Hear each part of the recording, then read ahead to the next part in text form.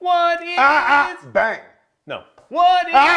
Bang. All right, Jared. Knives Knives. I'm Jared, and I'm with Ben. Today we got Jared from Jerads Knives on Naps at Night. We're stoked you're here, all the way from the Chicago area. Thank you for having me. Out to Utah to talk knives on the table. We're going to be talking about your history, how you got your first arrest at 13, and how you have made knives a huge part of your life, your profession. Yep. You've got a YouTube channel with over 300,000 subscribers, and you're coming out with your own knife line as well. Yes. You have a lot going on, Jared, and we're going to get into it. This year's going to be a great year. I'm excited for that, but I want to start with this question right here. Yeah. Tell me how knives saved you from a life of crime. Let's start there.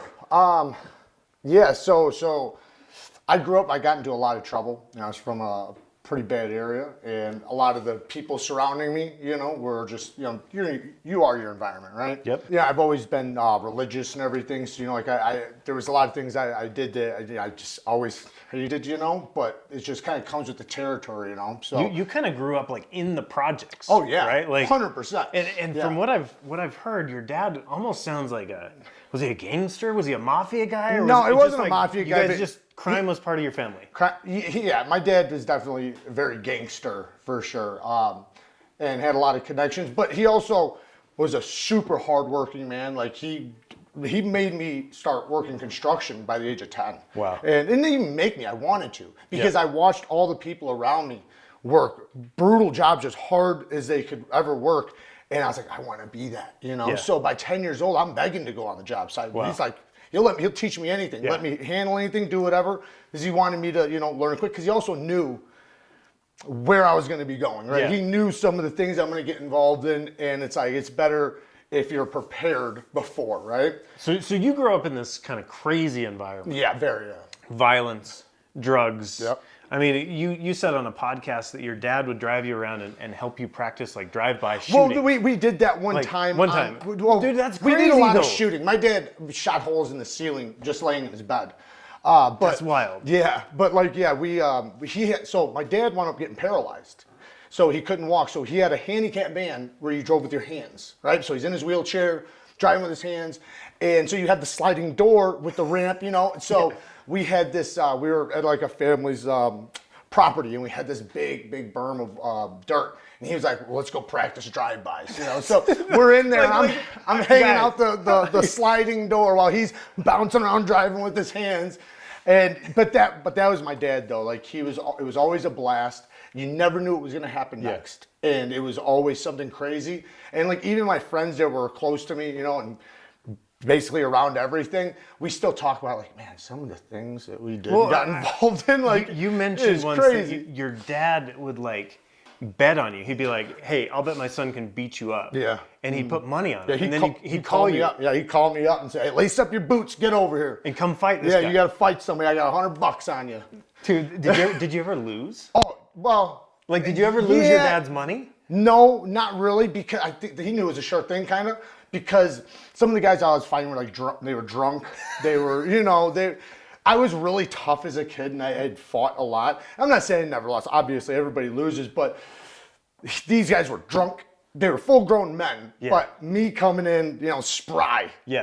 Fresh. Yeah, and also not drunk and intoxicated. Yeah. So it made it a lot easier. For sure. So you've kind of got this picture now. If you haven't watched any of Jared's stuff, he has a channel. He talks a lot about this. Yeah. I love listening to this story. Thank you. So where this kind of goes is you're living this wild life. Yeah.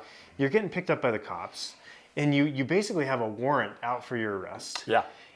Multiple, yeah. Multiple. And you rolled a car 9 times. Yeah, Carol was in the car too. Really? Yeah, I didn't. I don't know if I said that in that video, but she was next to me, and I feel horrible about it. Know, obviously, but just it's when you're in that lifestyle, it's you don't see how horrifying some of the situations are. You feel it, but you don't see it. Then when you're pulled away from you, you're removed, you're like, wow, that was crazy. Wow. That was absolutely crazy. So you get arrested for the last time. We're basically if you get arrested after this, you are headed to prison, and it's gonna be a long time. For sure, yeah. I was looking at quite a few years in prison, but I had an opportunity to get probation, right? Just get probation, and I had been in and out for like that little span of time, because what happened was I had a warrant and I was on the run for a while. Dude, and I so literally crazy. ran from them many times. They were so mad that they couldn't catch me. When I finally got caught, they sent one of the guys, because he had never lost anybody, to come shake my hand. Wow. Yeah. Because he was Who like are you? happy to. Who are he you, was Jared? excited. And I'm mad because I'm caught. Wow. But yeah. So being in and out. Then right at the last moment, it's like, okay, so I gotta make a choice here. Like, am I gonna be in and out of prison for the rest of my life, or am I gonna turn this around? Because I have an opportunity right now to not go do a lot of time in prison. But if I'm doing the same thing I'm doing, I'm gonna get out on the probation and I'm gonna ruin it. Yeah. And they're 1,000,000% sending me to prison. Like, there's not gonna be any question. Yeah. So you basically, you have this opportunity, this golden ticket yeah, thank God, yeah. for just a minute. Yeah. And you take it. Yes. And part of that, I mean, you were addicted to drugs. Yep. At that point, You've got this wild record. Yep. And somehow in the midst of that, you discovered knives. Yeah. Now, it sounds like you I was already into knives. you've Yeah. been into knives, but how did it become almost like part of your therapy and recovery? Well, because like when I was a kid, me and my dad had a knife collection. We started collecting knives since I was really little, and we had a pretty big collection. We wanted something broke in the house, wanted getting them stolen, and that's a whole nother story. I wound up getting a couple of them back, catching up with the person that robbed it. Blah blah. Anyways, It tracks. It tracks with the story. But I was passionate about it from a young age. That's my point, right? Cool. And me and my dad did a lot of hunting. We were really into firearms, and we did a lot of different stuff. But knives was always something we did together. Yeah. So then later on, What was your first knife? so the first knife I had, I was probably 5 or 6 years old. My dad gave me something it's not the Buck 110, it's bigger, Okay. but the same type of profile. I think it might have been a Schrade, but I mean, it was so big, I had to muscle it open, and he thought it was hilarious. Amazing. I would use the corner of like a table to push the back lock, Yeah. because it was so strong, like I couldn't do it with my thumb, with my little weak kid thumb, Amazing. And my grandma she's seen it. I pulled it out of the backpack like a sword, and she goes to freak out. He goes, "Hey, you don't tell my boy what he can carry. He can carry any knife he wants to." That was my dad, though. But because of that relationship with knives, I wound up building another collection again. And something kind of similar happened again later on, and I went through some really hard times, and wound up with no knife collection for the most part. And I had Give lost. me a year here. Are we talking like 2018, 19? Like what year? This was between the last few. So I'm 39 now. This was between like 27 and 30. Okay. I wound up like I said, I've gained collections and lost them. Okay. Many times, and I've lost like heirloom things, like things Really? like my uncle's got me, I can never replace. Dang. And so like that took a part of me, Yeah. like really. That's Like crazy. when I see you and Zach, Zach bringing out knives that he was like, this is my first whatever. Yeah. And I'm like, I remember mine, but It's long it's gone. gone. Yeah. And it really kills you. But so when I found the knife community, because that's what happened, I wound up on probation, and trying to work, trying to do stuff on the internet. I found, I don't know if it was Nick Shabazz or Jim Skelton. Cool. But I found one. I think it was Jim Skelton's, the thumbnails. I was like, that looks so cool. So I clicked on it. Then next thing I know, I'm getting fed other knife channels. And then I'm like, dude, this is This a is whole cool. thing. So then I start deep diving down into all these different channels. And I just basically got funneled right back in. It was like right up my alley. Because like I said, I've always been passionate about them. And because I caught a felony, I can't have guns anymore. Yeah. So this becomes your new hobby. Yes. If you're watching at home and you want to go watch Jared's first video on YouTube, it would have been January 11th, 2019. Is that what it was? I don't know. In fact, I think My birthday's January 16th, so. Dude, it must have been a good year. It was a good month or something, right? Yeah, something. So the first knife he shows on there is actually a 940 knockoff. It's like a. Okay. It is like Ganzo. It's a Ganzo 940 knockoff. And which is kind of funny because now you're sitting in this spot. How many knives in your collection at this point? You don't want to know. How many? Give me the I number. get well over 1,000. Really? Oh yeah. Wow. We Wow. just got rid of well over 100 knives and you couldn't tell. Crazy. You absolutely Dude, couldn't that's tell. wild. To save your life, you couldn't tell. You're like a knife shop. Yeah, in your living room. I gotta start getting rid of them. Now. Okay, It's so getting I chaotic. want to talk more about that stuff, but let's show some knives for just a minute. Yeah. Because at this point, you've been on this YouTube journey. We'll talk more about that in a second. But I want to see what you're working on right now. And maybe let's look at your first knife that you've designed. Because you have, as a YouTube reviewer, you have done 3,232 videos, Jared. That is insane. Yes. I didn't even know that. So you have a knife collection of thousands because you have put them all on video. Yes, and also though the community's been amazing to me. So shout out to the knife community, because without them, none of this would have happened. In the beginning, they floated my channel. They set me up their knives, let me use their knives, let me test their knives, let me do the sharpening. Like most of the knives in my come up was all from them. Dude, that's crazy. And without them, I never could have done it. So, and everybody knows who they are. That is so cool. And shout out to it. Like, you don't have what's on the table, your stuff, my stuff, without the people. Yes. And that to me is remarkable. No. So I want to see the first knife that you have designed. What have you worked so on? the first one, well, technically, that's not here. Okay, Because it was with T. Kel. Okay. We kind of talked about that a little while ago. Show me the first one you've folder. got How about first folder? Yeah, first folder. So the first folder started out as a prototype, and this one's it's not a Neve Knife Co. knife, which we're going to talk about Neve Knife Co. This one's with We, so it's a Neve's Knives design. May I? Yeah. So that was the first prototype, but we wanted to slim it out because it was a little broader, in this, there's the new one. So it was a little broader in this section, so we wanted to narrow it out just a little bit and make it just a little bit more friendly. Yep. Okay, and I can see that. So this is going to be a We Knives collaboration with Neve's Knives, right? The Inmate. Cool, the Inmate. The Inmate. So this is what I love. You guys, if you're watching Knives at Night, you know I love a good story. And so I started researching you, Jared, and I'm like, holy smoke. And I'm like, no. Like I kept listening. I'm like, it just got deeper and deeper. Yeah. So I actually love the fact that you've taken this history. Yep. You've got a knife called the Misdemeanor. You've got one called the Inmate. Yeah. What are some other knife names that you're working on? We're gonna do everything. Kara last night was saying we should do the double jeopardy, but we're definitely gonna do the felon. We originally tried to do the felon, but it wound up being called the FLN. But so we're gonna do a felon.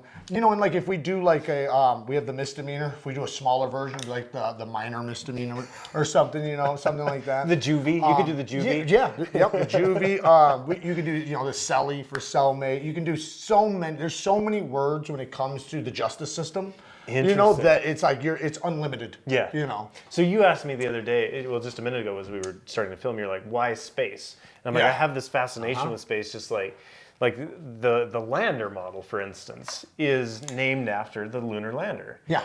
And for me, names are so important because I went to space camp. I was a nerdy kid, right? Yeah. And so names matter. And I look at these names, I'm like, dang, dude. Like, there's so many too available. When you really start deep diving in, there's so many. I look at somebody like me, and I'm never gonna name a knife anything that could be misconstrued. Okay. And you're like, no, I'm going right for it. Well, but you have history there in a way that's really cool. And that's why I want to throw a little, not that it's humor, but it does kind of, lighten it up a little bit, Yeah. And that's why I was always open, by the way, on the channel from the start about my record and everything. And I even had a guy, post in the comments my criminal record. Sheesh. So I knew that was going to happen, though. Yeah. So it was like, This is public. Jokes on you. Yeah. I already told everybody, Totally. So I always kept it open, and I think that was best. But I think one thing about you, Jared, you're not like, I have been through the system and I'm a cool criminal. Yeah, no, I hate what I did. I hate every bit of it. I despise it. I have a lot of respect for that because you looked at your life and you said, I need to change. You changed. Yep. And now I was listening to a couple podcasts you were on, and you're like this advocate for men improving themselves and making something of their lives. Absolutely. Like, you're almost like this this online cheerleader. This like, dude, man, I want men to do so good. Get off your butts and do something. Yes. And I have a lot of respect for that because yes, professionally you're doing knives. Yeah. But you're also saying, look, I was here and now I am here. Yeah, if I can do it, anybody can. Yeah. Like even with the online stuff, I didn't even know how to do an email when I started the channel. That's so I didn't know how to do Instagram. I didn't know how to start it. If not for Kara blessed me the whole time, like teaching me all these little details, how to do this, because I didn't even know how to turn a computer on. I literally didn't, because in my life, we want to stay away from cameras. You know? Right. Cameras and audio is the wrong. You know, Yeah, that, like that was the bad guy. if the NSA knows who you are, like you should not be on anybody's radar. Right, and having accounts like that's yeah, trackable. you know, and dealing with raids and things like that, you know, you tend to want to stay away from that stuff. So, you know, if not for Kara though, like I never could have learned it, and luckily. Now, if you're at home, who's Kara? Kara's my lovely wife, so I'm sure she's going to be watching this. Shout out to my lovely wife. She is the other half of Knives Knives, yes, right? Yes, she is. Okay, so that is your YouTube channel. And she would be here, but she caught a fever, or we're out of town, obviously, in Utah. She caught a fever, so otherwise she would be here with us. Yeah. So she's the other half of Knives Knives, and this is a Knives Knives collaboration, right? Yes. Yes, So it is. is this one out, or when does this one come out? It's about to come out. So we just did the color combination. So if you actually look at it, we have the rain. And if you look, you see the blue rain. So the rain is going to be like a polished surface on the inside, and it's going to be a different color than the handle. So these aren't the colors that are going to be done. We're going to do an all black one with the blue rain. And then we have We Knife Co's new gunmetal gray. I love this color combo. It looks so cool. And then we have the purple rain. It's gonna look so sick. And then we have like a plain one with green rain. And I just looking at, you know, these ones, I can just see it, you know, and I think it's gonna be beautiful. What's the steel on these ones? So these ones are 20 CV because that's what We's used to, and I've tested a lot of it, especially like recently, and they've done really good on their cut tests, their edge retention tests, at least from my perspective. Now, I did talk to them because they are starting to do different steels, right? They're starting to use Van X and stuff. But when we started working on this, they weren't as comfortable as I would have liked them to have been at that time. So I was like, you know what? I'd rather be safe than sorry. Yeah. You know, let's just run with the 20 CV. You guys are really good at it. You're comfortable with it. And we'll do Van X or Magna Cut later. Cool. You know. Cool. So one of my favorite things, I'm not trying to self-promote, but no, I want you to. This is the Bougie Banter. Yeah. Coming in an S45. I love it. So I have always done knives that are pretty chill, meaning like I don't use a lot of titanium. I don't use. I love titanium. I know. And a lot of people do, but for me, I'm like, it's cool. Yeah. I like it. Yeah. But the Bougie Banter to me is like, if I were a classy human being, what would I carry? if he existed. If I had any class, what would I carry? But to me, one thing I love about both of these, and I've said this a ton of times, but I love working with Wee and Savivi. I really do. Oh, I do too. Like they're just. I do too. They're a delight, and they're incredibly good at what they do. So I look at something like this. Very easy to work with. Yes. They make it so simple. Yeah. I look at something like this, and I'm like, this is great. Yeah. And then I look at something that I've designed, and I'm like, this is also great. You know. And you and I were talking about here. You're more of like a 2D designer. You're putting ideas on paper. You're sending it over to Wee and Savivi, and they're making it a reality. Yes. Did this meet your expectations? Oh, beyond. The thing was that I realized when I got the first prototype that because remember, it's not like they messed up on this. They did it exactly the way I wanted it. It's just when I got it in hand, I was like, it's a little broader than I think I'm gonna want. Yeah. So then after they slimmed it out, I told them that. They sent me another prototype. I was like, this is it. This is exactly it. And you think beforehand, man, I'm gonna have to go back and forth, prototype after prototype, but man, they know knives so well. They kind of know what you want, you know, and it works out so nicely. Dude, that is cool. I'm excited for that. That's coming out this January, right? I don't know. So it's on them, it's on Wee, but it's soon, very soon. Cool. But we just recently dropped the misdemeanor. Now this is a knife code. Dude, I feel like I need like the justice system. Like, this is a felony, this misdemeanor, is the definitions. class 1 misdemeanor, class. Like, I don't even know. Like, is a misdemeanor like really bad? No, misdemeanor would be before felony. So misdemeanor, you're not gonna. Most people, not saying that never happens, but 99% of the time, you're never gonna do any prison time. You might do a little, like a few days in jail or something. But felony is what you don't want. Yeah, I should have studied the justice system before I got on camera because that's not my world, man. It's okay. I can explain it. Got it covered. A class 1 felony would be worse than a class 3. Okay. So it goes class 1, class 2, class 3. So you don't want like the a class X. Yeah, you don't want like above that for sure. Jeez, man. Okay, so this is. Which is what I wound up catching was a class 1 and a class 2. So when you're designing, are you thinking about what that means as far as like, this is a misdemeanor, or are you kind of like designing the knife and then you're like, misdemeanor's the name of it? A little bit of both. A little bit. I think so. We come with I have names already that I want to do, and I already have the names set up. Some of the ones that I want to do, and so after I do a design, it's like which name does that one fit, kind of thing. But then there is some where it's like I'm gonna design it from the name. Yeah. You know, because Cool. it's like, this name is so good. I gotta design like it. the name and the design must match. That's Right, cool. right. That's a fun process. So this one's with Neve Knife Co., which my partner is Chase. He's actually sitting behind you guys.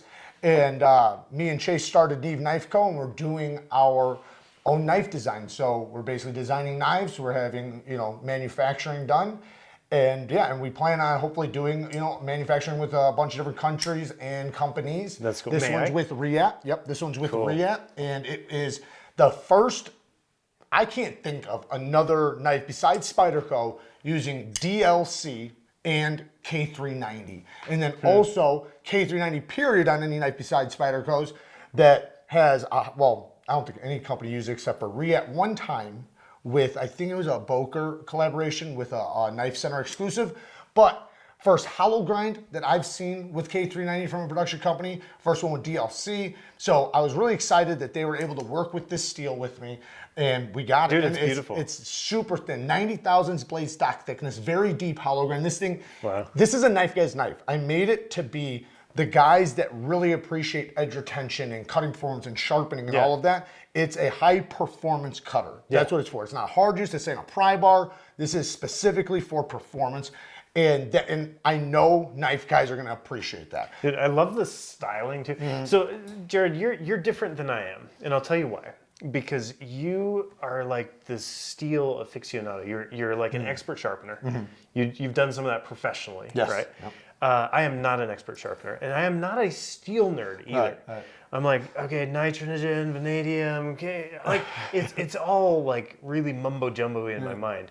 So you've done a wonderful job like catering to that niche and that corner. But I also think just on a styling perspective, this hammered finish is beautiful. Yeah, coral.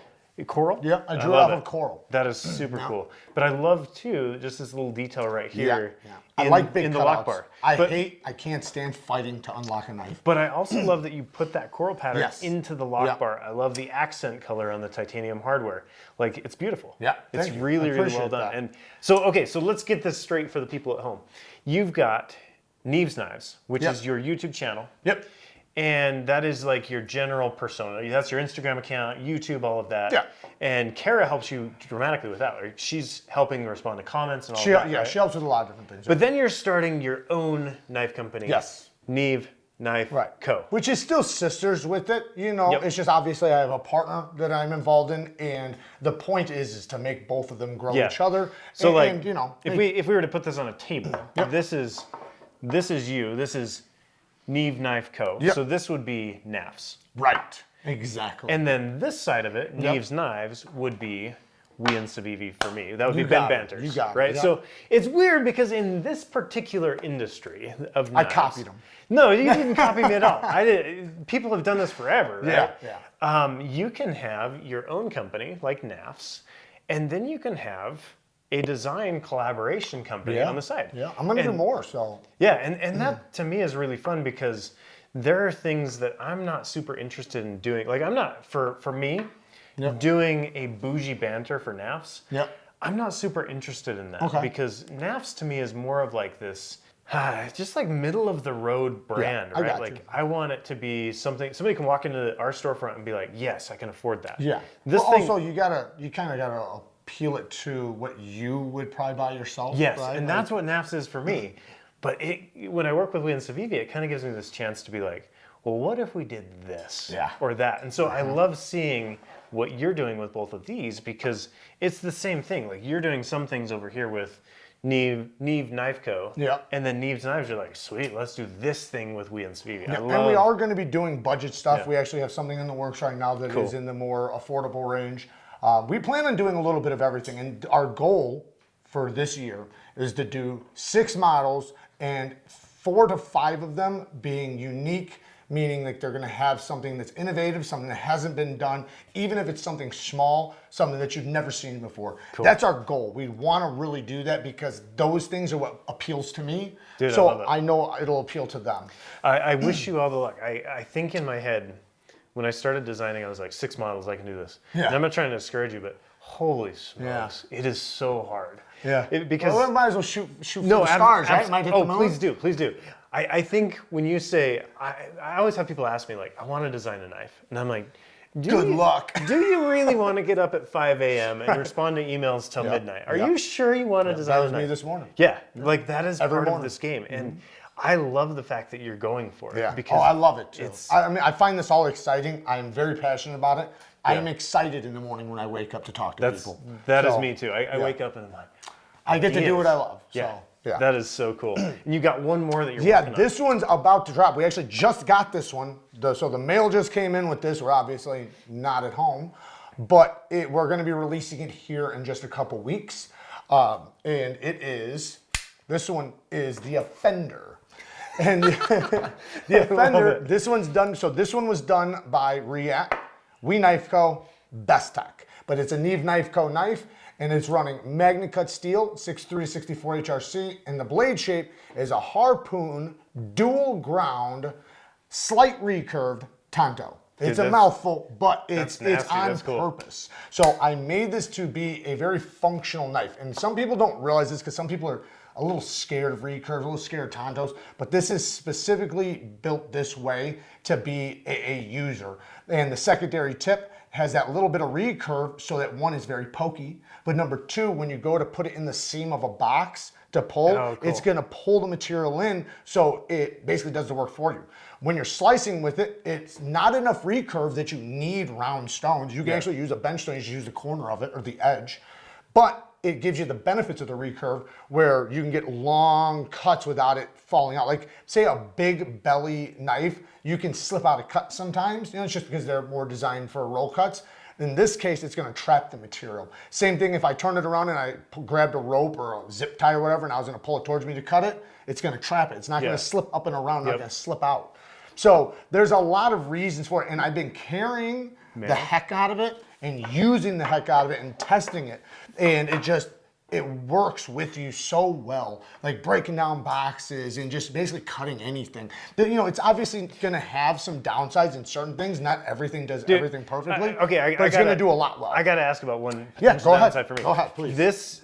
You're a sharpening expert. Yeah. We've established that. I try. Like I watch you on your YouTube channel. I'm like, here's a guy who's sharpened 1,000 knives. You know what's funny is yesterday at Blade HQ, instead of doing pocket checks for their knives, we checked their edges. Oh, that's what fun. we're doing. Yeah. That's fun. Yeah, it's fun. See, I look at this and I'm like, slight recurve, Tanto. This is a sharpening nightmare, Jared. Yeah. Well, it's not though. Isn't it? When you Convince me understand it, otherwise. when you understand it, it's really not. Okay. Because that's the thing is people get nervous about it because it is when you sharpen a Tanto, especially if it has You can ruin that edge, like that right, corner. you can round it, but all you do is you just treat it like two different knives. So you sharpen this cool. with this side, and then this side and this side separately. If you start seeing this secondary tip move, don't spend too much time on one edge, right? I'm not gonna spend a very long time on here and then a very little time on here. I'm gonna watch it. So I'm just gonna watch and make sure this tip doesn't move, and then I'm gonna go to this side, make sure it doesn't move, go to this side, and I'm just gonna make sure I'm working on them evenly. Cool. And as long as you're doing it evenly, the tip will stay there, it'll be nice and acute. You can marry the two edges together very easily. Yeah. I've got a lot of videos on them, but when you learn how to sharpen it, you actually want to experience it more because there's some benefits to it. That's cool. So you gotta try it though. Other things I love about this jimping both on the spine or the backspacer and the spine of the knife is delightful jimping. Try that front flipper because I know you're not the biggest front flipper fan, but this is a very easy front flip. Yeah, that's nice. That was super easy, right? So the problem with front flippers for me is if that flipper doesn't have enough space, I just struggle to get that. I don't know if it's like a bad hitchhiker's thumb or what, but I love the details on this. I don't know, something about the jimping. In fact, I would say both of your knives have, these two in particular, they have this delightful texture to them. I think sometimes our fingers want to feel texture, right? Like this almost feels like a basketball. And it does. You're right, it does. It's got a basketball or golf ball That's actually texture. a good observation. And I love this too. This is not your classic. I tend to do jimping that's a little bit wider diameter jimping. Okay. So my intention for especially for this one was to be sharp because I wanted to be able to reach over and I wanted to be able to do the side finger. It's delightful. So it's good. Doing the side finger, I want it to be easy and I want you to be able to roll it over and lock it in place. So I wanted to just be very easy, but then also equally as good with the reverse and thumb flick. Cool. This one, we sacrificed the thumb flick. So it's got a great reverse flick front flip and that's it. But Yeah. the thumb flick sacrificed on this one. This one, it works very, very well. But the clip on this, it's a milled titanium pocket clip. And, you know, after designing some knives, you know, I struggled with one clip. We have a replacement coming, but the we wound up working out really good. And then this one is so smooth in the pocket, and it's a deep carry. If you look, Ooh, it's deep that's carry nice. because it's basically like on the back. Our next ones are going to be across the back spacer, but it makes to where it's a deep carry clip, super smooth, one hand in and out of the pocket. So I'm planning on probably doing those clips over and over and over. That's really nice. Yeah, because when I find a milled titanium clip that's super smooth, I want to repeat it. Mm-hmm. That's really nice. I love to see what you're doing. Jared, if you're watching at home, chances are you have a slight interest in YouTube, right? Like, For sure. for me, I've spent the last 14 years playing on YouTube, and I want to dive into that for just a minute. You have 320,000 subscribers, 110 million views.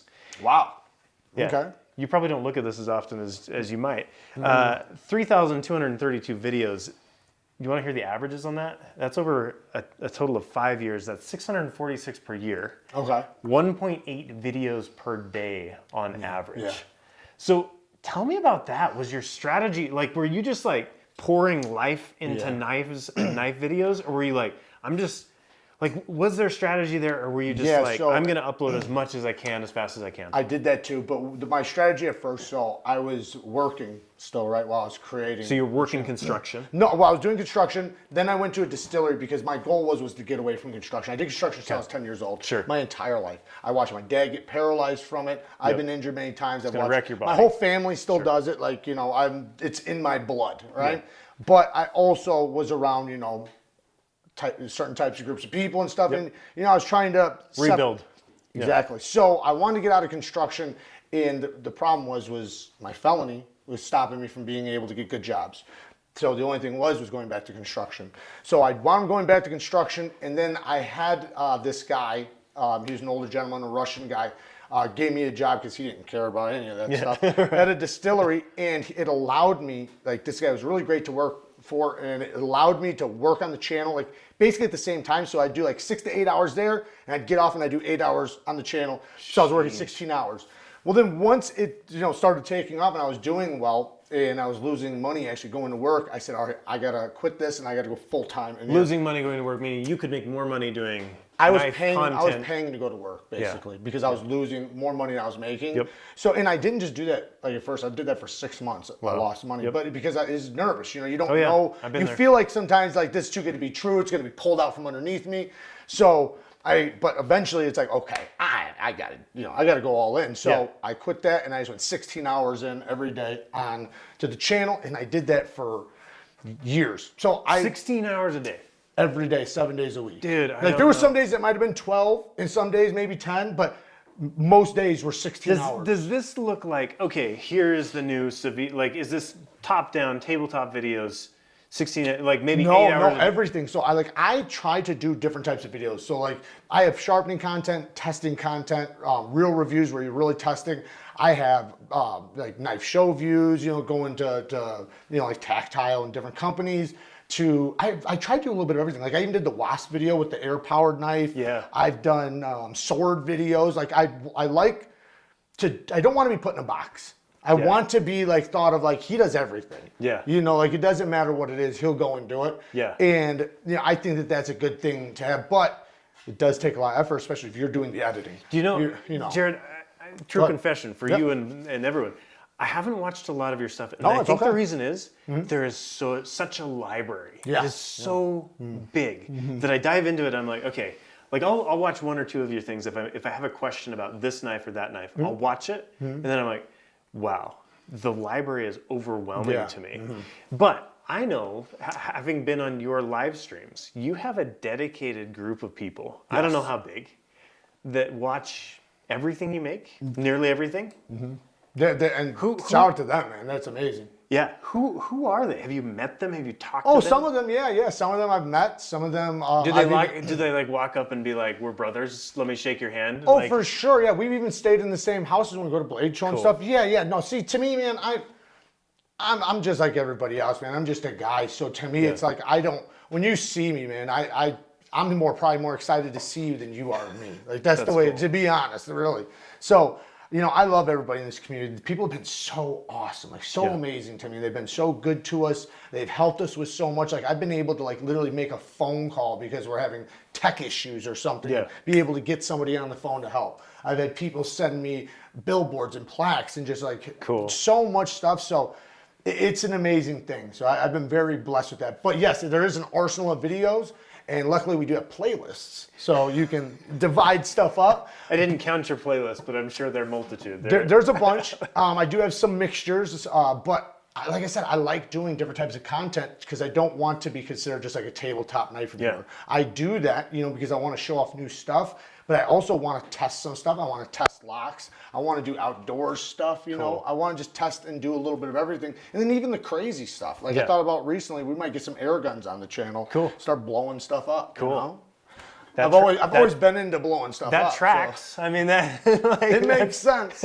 Okay, Jared, we're gonna wrap this up in a minute, but I want to. You're a fragrance guy. Yeah, too. I like fragrances too. Like I said, a little bit of everything. Right? So we did a live stream. I don't know, 2 years ago, and you had this fragrance section. One thing that does fragrance of the day. It does not work on a live stream when people are in two spaces to test a fragrance. You want to be able to send it to them. Hit me with a fragrance. Yeah. Okay. So I actually brought just 3 up right here. What do we got here? We're gonna start off with this one. So this is, and I've recommended this to so many people on the channel, and so many people have bought this.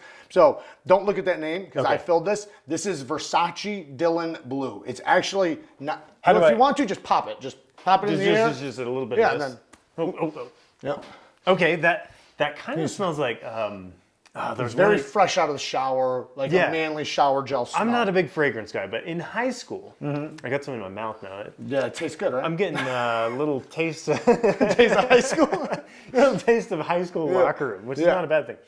But so are you like a walk into it kind of guy, like on your wrist, or what do you do? I'll do a couple pops. It depends on the fragrance because like this one's This is very nice. It's very powerful and it's long lasting. So this one you only need like 2 shots on the chest. Maybe 1 on the back of the neck and you're good. You're good all day. Can I tell you why I'm not a fragrance guy? Okay. Give me the next one. Let me see the next one. So this one's a citrus fragrance.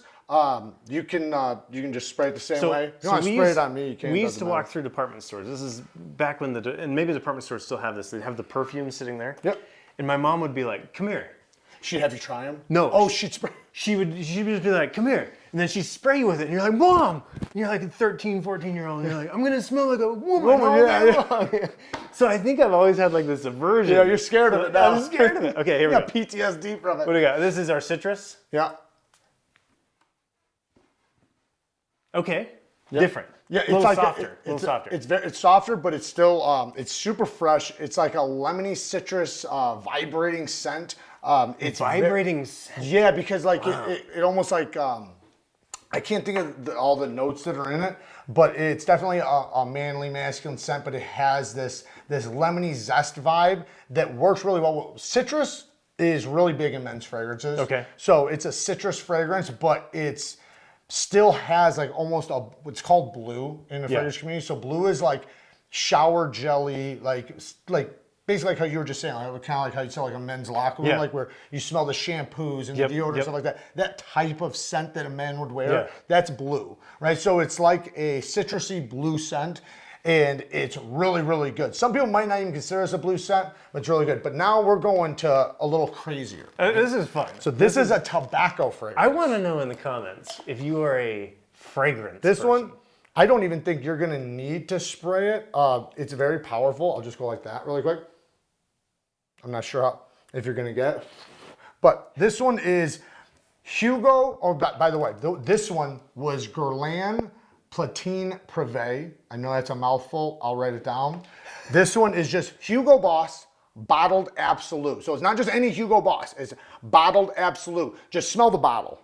So it's a tobacco woody leather scent. Yeah, that's nice. Yeah, it's very nice. Jared, so this is actually the one I'm wearing today, actually. Jared, I think I have to ask this. Like, you just rattled off like some perfume name. I think you can probably smell it better. No, that's great. Yeah. Like, you have such an ability to remember specs and number. Like, I try. Like, I'm actually not good at it. Well, but I'm fascinated by it, so I learn things I'm fascinated with. See, and that's cool though, because I think even part of what you do in knives is you're like comparing it to this and that, and you have this innate ability to connect dots between things and remember these specs.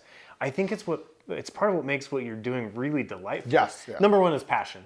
Yeah. But number two, it's ability. Like I can't rattle off a perfume, I could have went a lot crazier. I know you try not to go too nerdy with it. But I think that's one of your special sauces is your ability to take a thing and make it just nerdy enough that somebody can dive in, but not so nerdy that you you glaze over. Right, yeah. It's very unique, Jared. Yeah, sometimes I do get too much, but I typically try to do it with the people that I know are already, they're kind of like that, and that's what's going to apply to them. But if not, then I'll try to tone it down so that it's appealing to the audience I'm talking to.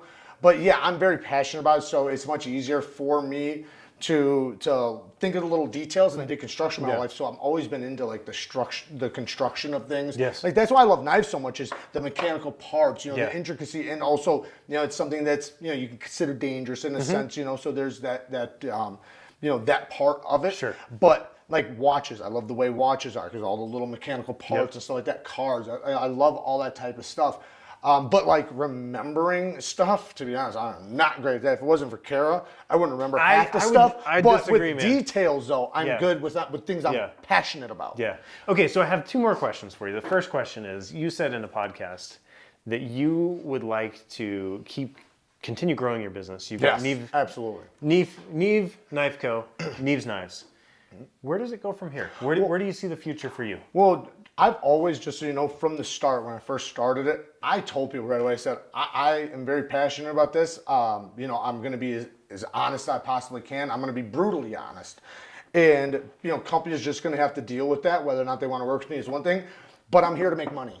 Yeah. I'm still here to make money. It's still a business. The money makes the world go round. Like I said, I started doing this because I needed to start a business because I couldn't get hired.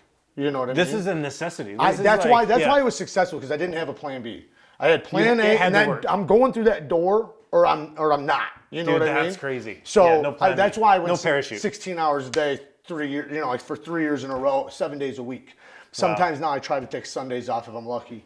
But anyways, I want it to grow. We got Neve Knife Co. now, so we're gonna be designing knives, making knives. We're gonna hopefully bring some stuff back to the USA. That's our main goal, is to hopefully come back to the USA and do a lot of manufacturing here, if possible. We want to do a little bit everywhere. We're gonna try out Taiwan as well. But our goal, by the way, is to create products I really truly love and I'm passionate about. Like if we do sharpening stuff, I want it to be the best, what I think is the best. Yeah. Whatever that is, whatever we put on there, I want to know that I absolutely love it. Something I want to recommend, and something like that, it's something I would use, and I don't want to just tell people to buy things just because I can make money off of it. I want it to be something I really truly love and I'm passionate about. So, and that's what I want people to trust from us. I want people to trust, for example, when we got some knives on the site, I told them, remember, we bought these to put on the site to sell. I told them, I wouldn't buy it. Don't buy it. It sucks. The price is bad, whatever. Yeah. But that's what they expect from me. They expect me to be honest. So if all of a sudden I'm trying to sell them something, they're going to be like, Jared, what's wrong with you? What's wrong? You know this ain't right, So I want to be as honest as possible, but I definitely want to grow the business as big as possible and blow up as much as we possibly can, Okay, my last question for you here is, if you could do it all again, would you choose knives? I absolutely would, because this community is the best community I think I've ever seen. I think that this community still bleeds into so many other communities that I'm not put in a box. I still don't feel like I'm put in a box. I still feel like I could pivot and go other places while still doing knives, because they appeal to so many things. Yeah. You know what I mean? So, no, I absolutely would do knives. I'm very passionate about it. I love it. I love this community. I love the people in it. And I'm not going anywhere, so. Okay, I said that was the last question, but I have one more. Yeah, go ahead. If you're naming a fragrance that combines knives and fragrances, what is it called? Oh, man. And your personal history? Let's see. So dude, I got it for you. Yeah, go ahead. Cellmate. Cellmate. Okay, there you go. The cellmate. I don't know, man. I like that. I like that, actually. I like that. What would you name it? Yeah, man. I don't know. Let me think. If it's something, so it'd be like blades, and blades and crime or something. I don't know. Because you know what's funny about that is that people actually do that. Yeah. They actually make fragrances out of things. Like there's this one company that does fragrances out of memories. Oh, so interesting. they say at the barber shop or spring weather, right? Yeah. They literally try to capture whatever that scent is moment. and put it in a bottle, and it really does. Cool. Like, it's like you'll spray it and you'll think of that right away. Yeah. It's pretty crazy. So yeah, there's definitely that, but nobody wants to smell inside of a cell. I believe that. I believe that. Guys, if you want to follow Jared Neve, you can find him at Neve's Knives, neveknifeco.com, right? You got it. Yep. And he's all over the internet. Check out his channel, subscribe to his channel, and we will have another video coming out for you soon.